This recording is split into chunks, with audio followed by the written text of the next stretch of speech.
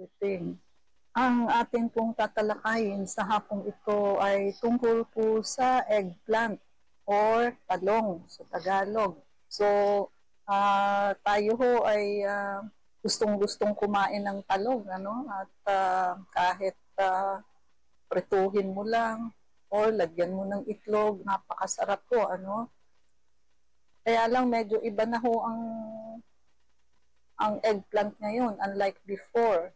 Ngayon ho, konting kain mo lang ng eggplant, pagkatapos niyan, para ka nang nangangalay, tinutusok-tusok, no? Kasi ho, iba na yung mga tanim natin ngayon, ano? Hindi ho ito pwede sa mga may arthritis or any kind of inflammation. It is because, naalala niyo ho ba yung ating nightshade plants? So, ibig sabihin ho, yung mga tumutubo sa lilim, walang araw. Di ho ba, apat ito? So, tomato, potato, eggplant, and pepper. So, kasama ho siya sa nightshade plants. So what kung kasama siya sa nightshade plants? Meron ho itong solanine content wherein ito ho ay inflammatory substance na matagal ho siyang maalis sa katawan. So sabihin na natin umaabot ho yan minsan ng 6 months bago nyo mailabas sa katawan ninyo. Meron ho kaming pasyente dati na na-diagnose na ho siya as rheumatoid arthritis. So, di ho ba, ang rheumatoid arthritis is what? Ano ho ito? Autoimmune na klase ho ng arthritis. Now, nung ginamot namin sa history ho ng pasyente, ayun, nalaman ko na panay ho ang kain ng talong. So, araw-araw kumakain halos ng talong. Now, syempre ho, yung nakuha ninyong solanine doon sa una nyong kinain, hindi pa nga ho siya nailalabas. Pero na naman, kasi kumain ka na naman ng talong hanggang sa nagpatong-patong na ho sa katawan niya, yung solanine content. Yung minsan yung nga lang hong pagkain, matagal na nga ho siyang ilabas sa body. So, kaya ho kahit na anong anti-inflammatory ang ibigay sa kanya, hindi ho tumatalab. Nung nagpagamot ho siya sa amin, nalaman kong ganun ang practice niya sa pagkain. So, pinatanggal ko ho ang talong, no? Hinhydrate po namin ng pasyente para mailabas na ho sa katawan yung solanine content in a short period of time, no? Pinamitan ho namin ng mga natural anti-inflammatory. Plus, pinaiwasan ko ho sa kanya pati yung tomato, potato, tsaka pepper. Alam niyo ho, gumaling ang pasyente. So, ibig sabihin, because of the severity nung pain niya sa mga joints niya, napagkamalan na nga ho siyang may rheumatoid arthritis eh.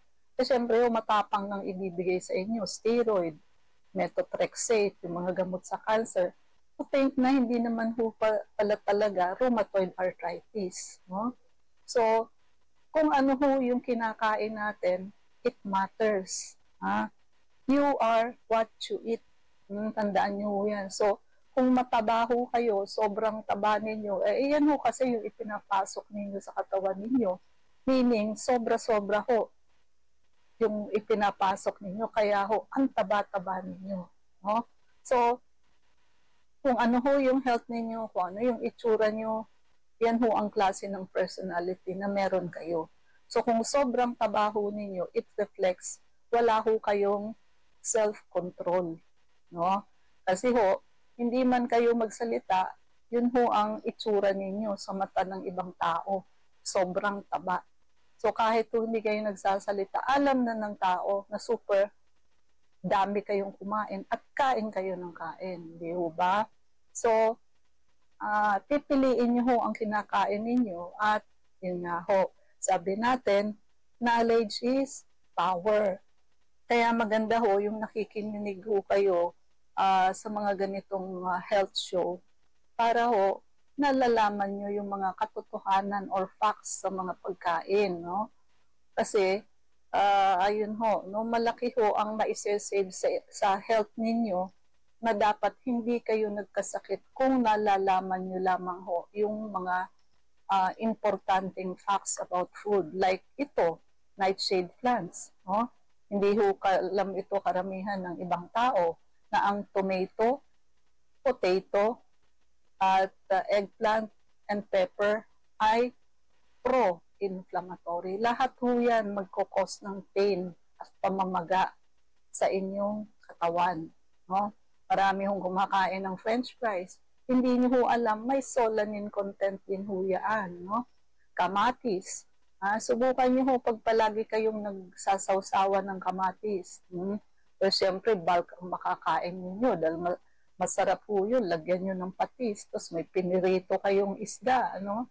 So, akala nyo healthy kasi sinasabi nga ang kamatis ay merong lycopene. So, what ang maisip nyo yung advantage? May lycopene nga ho, may solanine naman.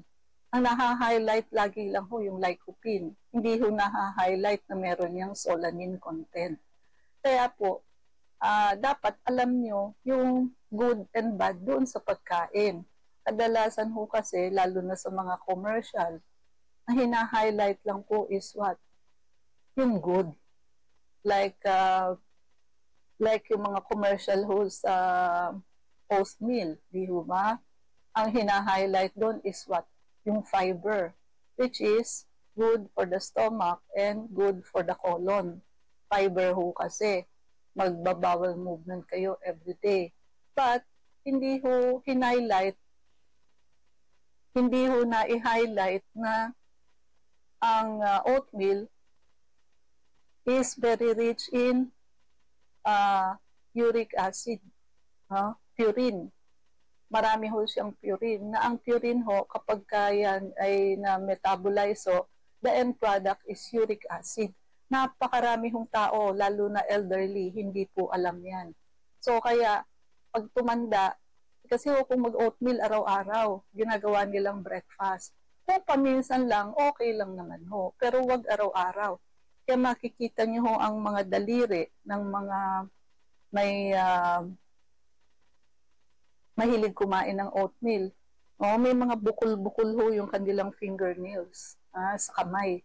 So, yun ho, deposito yun ng mga tophi, yung mga uric acid crystals na hindi nyo na ho makikita sa blood. Nandoon na ho sa joints nyo, nag-accumulate siya, kaya nagbukol-bukol ho. No? Ang tophi, yun ho ang itsura nun, matigas ho yun, kaya akala nyo outgrowth ng buto. No? Pero hindi ho, uric acid crystals po yun. No? So, tsaka ganito ho yan. Minsan, sasabihin nag-test naman ako ng uric acid. Okay naman normal naman.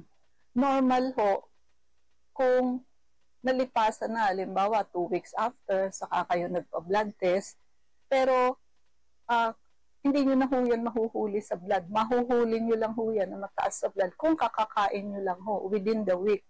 But kung after a week, 2 weeks, 3 weeks, wala na ho yan sa blood. Nandoon na ho yan sa joints.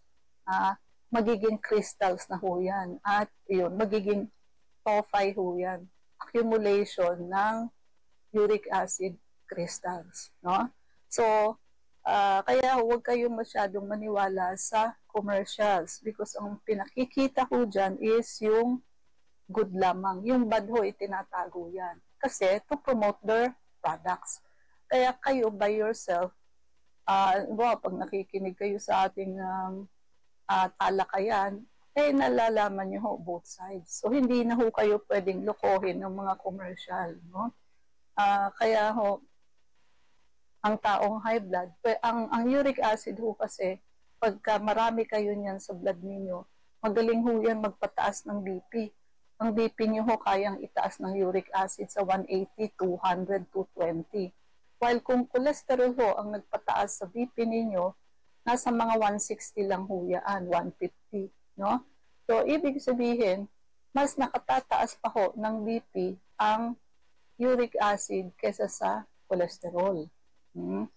So, kasi ho, lumalapot din ho yung blood natin pagka ho, tsaka maitim ho ang dugo ninyo pagka blood extract kayo, pag mataas ho ang uric acid ninyo, no?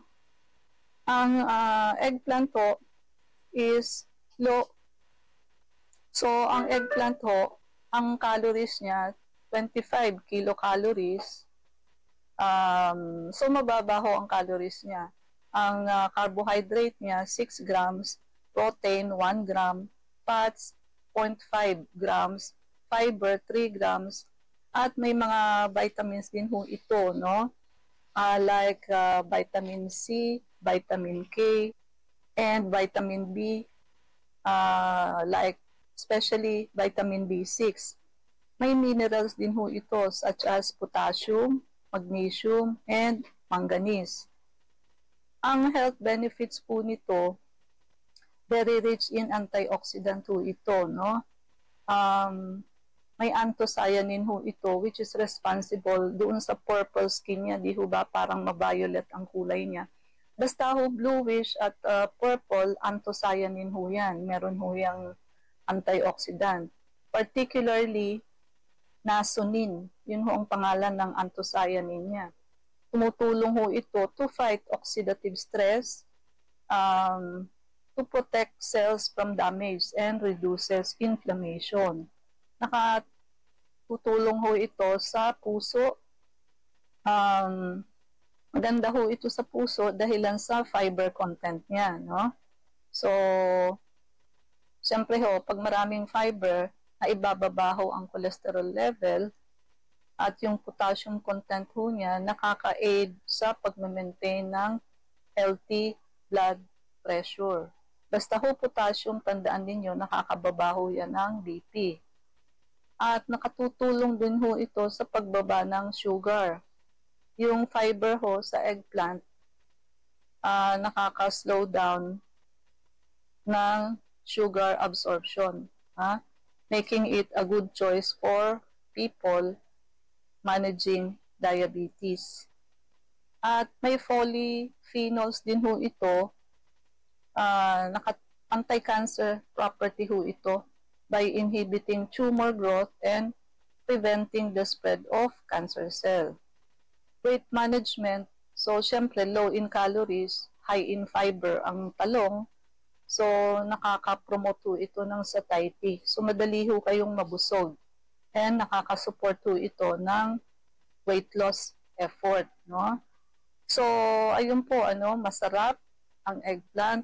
Marami din ho siyang health benefit, but you should take note of the what?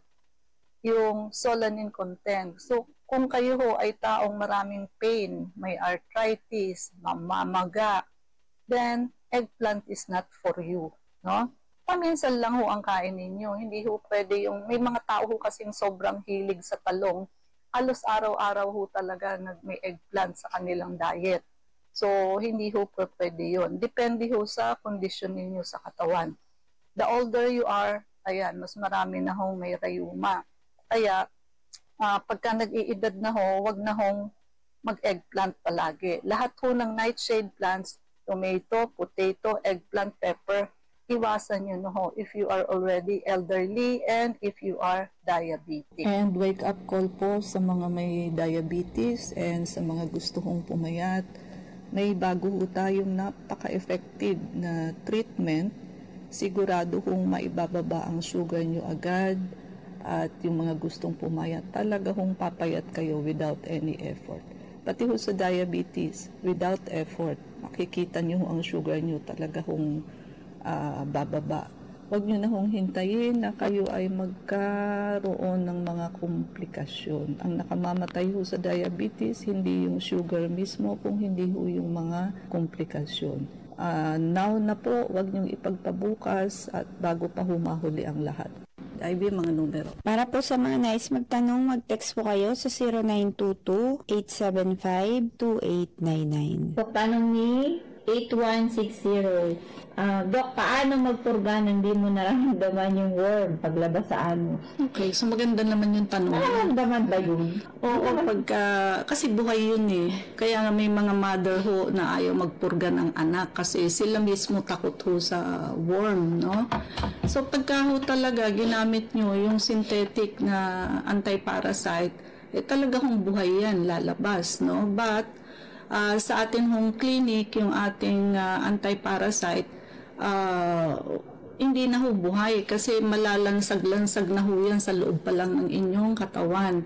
So, kasama na lang ho siya ng dumi at wala hong buhay. So, promise, wala hong buhay. Dahil lang sa tagal ho ng aming pagkiklinik, wala hong pasyente na nagsabi na sila ay natakot dahil may lumabas na buhay na parasite, no? So, ano na ho yun, durog na yun. Kasi doon pa lang ho sa katawan ng tao ay mapapatay na ho siya ng ating ant helminth.